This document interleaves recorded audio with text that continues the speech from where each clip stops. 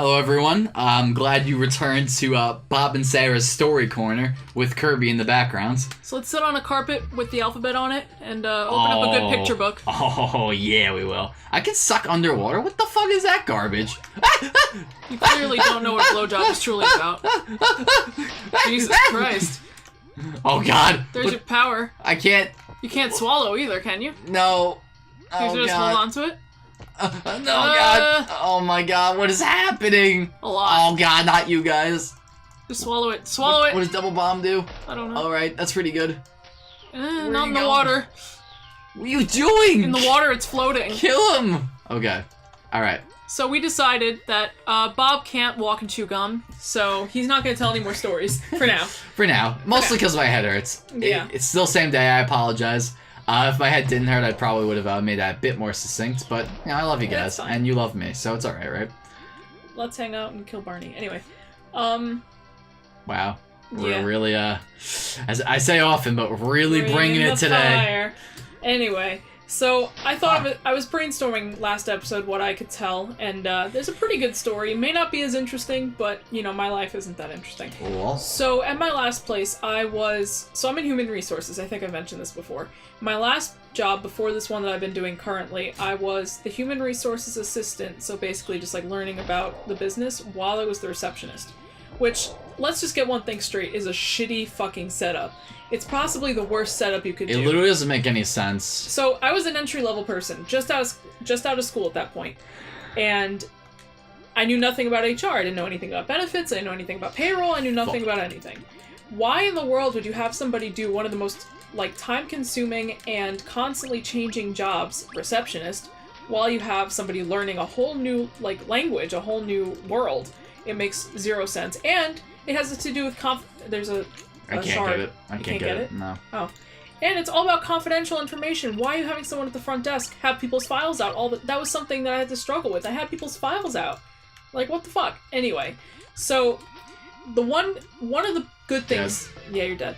One of the good things about it, though, is that, let's say someone's coming in for an interview. The building was secure. It was a place that needed card keys and all that. So, everyone had to come through the front. So if somebody was coming in for an interview, I'd be able to, scope it out. Because if you want to see how someone truly is, you see how they are to people like receptionists, people that don't seem important.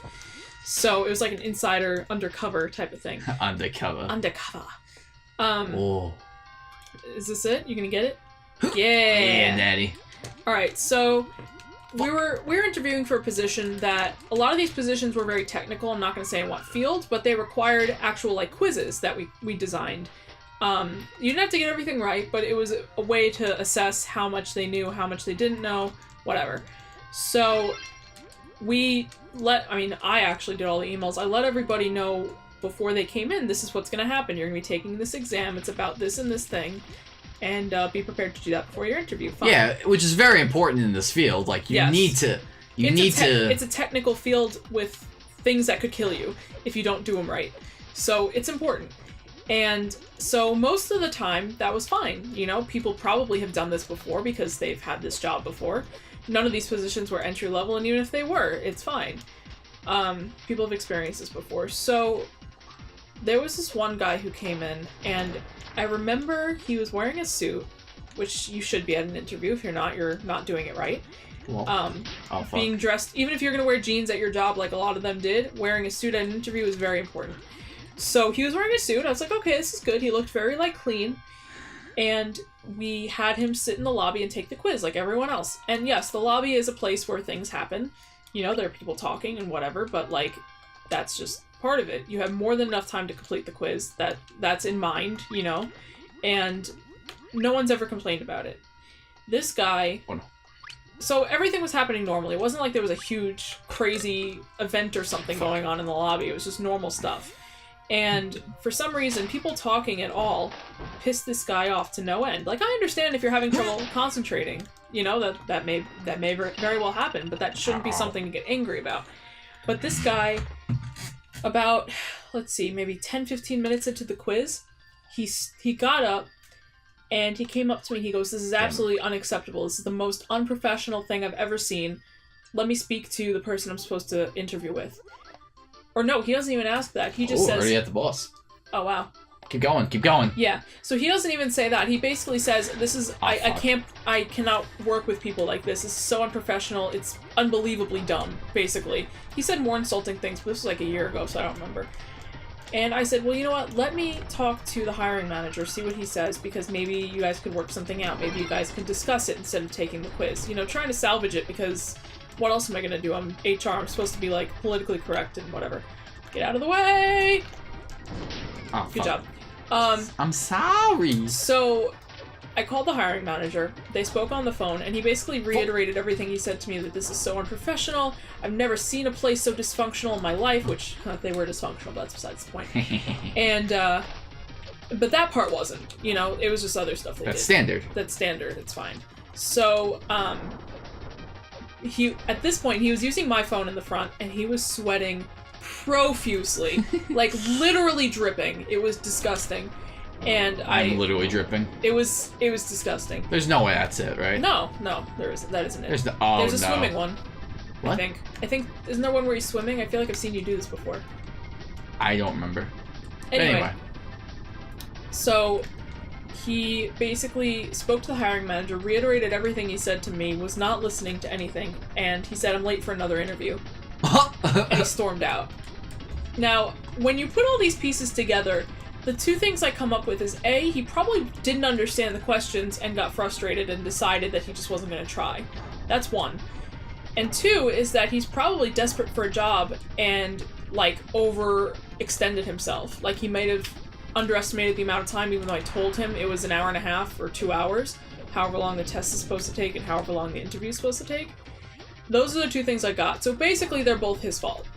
Now, well, I guess a common defense mechanism is to blame other people for your problems, so well, that's obviously. what he did. Yeah. I'm not saying I guess like that, I'm saying I guess like that's probably what happened in this case. Oh, I'm sure. So, so basically the setup was that two of the HR people were in the offices right at the front as well, so they could hear everything, and they didn't get involved because I was handling it fine, which was good. Oh. But after he left, they came up to me and they were like, we were both watching, and one of them's a male who has in the past dealt with violent people. Like, you know, that's one of the reasons why he's in the front, is like a gatekeeper in case something happens. He was like, I was ready to escort him out if something happened, because like that shit's happened before. Yeah, people are cray. Yeah, honey. Yeah, I was gonna say, don't like fall down. Fine. Yeah, so basically, people are crazy, people are dumb, and when people grow up, they don't change. When I was a kid, I thought, people get older and they get smarter, you know? Wait, cutscene, hold the phone. There's no talking. What? He's throwing rocks into the ocean. That's basically the end of the story anyway, but just so you know, people don't get smarter. Like, at all. You just have to get smarter. Oh man, he's popping. He's about to go for it. And he's dead. Alright, good game, everybody. Alright, well, that's the end of Kirby and the Crystal Shard. He drowns.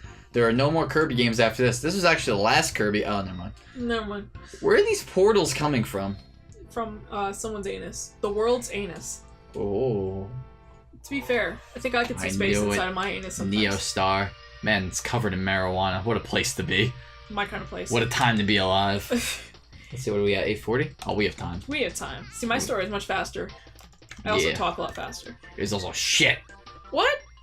Oh god! You didn't like that story? Nah, I was good. I thought that was pretty funny. Well, not even funny. It's just like, it's like a slice of life. You know, people never get smarter. Slice of life is shit. You hate slice of life movies, which I can understand that. You already live it, so what's the point?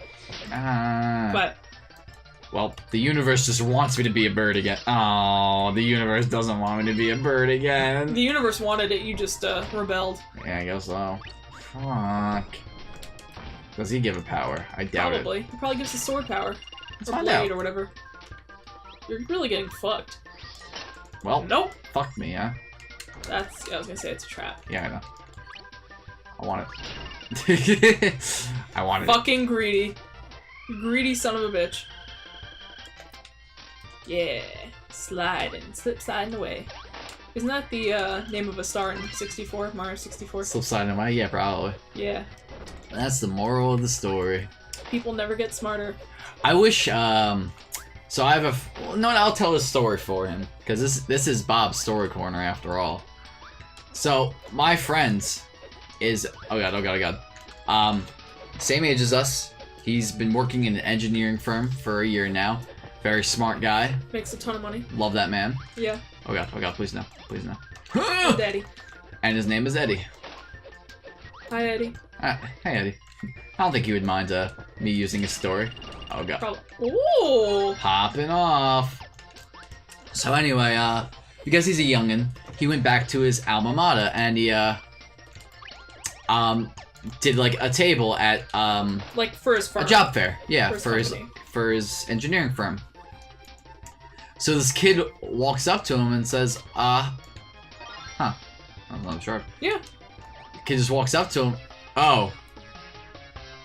Well, you fucked up, Anyway, kid walks up to him and was asking him about the job, and you know, Eddie was curious about his credentials and stuff. He was like, "Oh, okay, so you're an engineering major, presumably, right? Where am I supposed to go?" I guess so.